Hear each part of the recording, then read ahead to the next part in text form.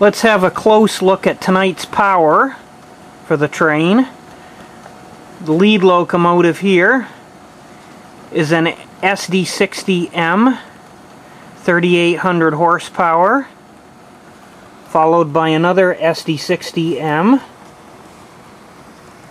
then an SD45-2, 3,600 horsepower from a V20. Then we have a Dash 840B, 4,000 horsepower GE.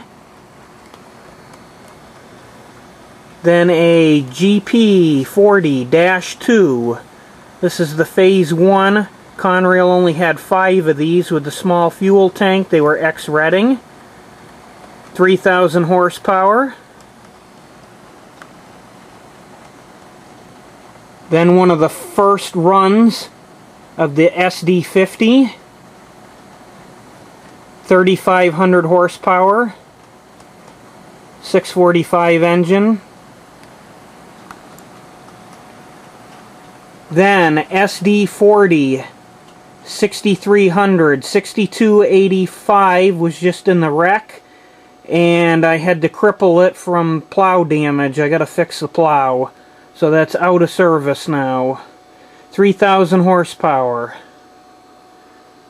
Then last is a GE B23-7, 2,250 horsepower, 12-cylinder 7 FDL engine.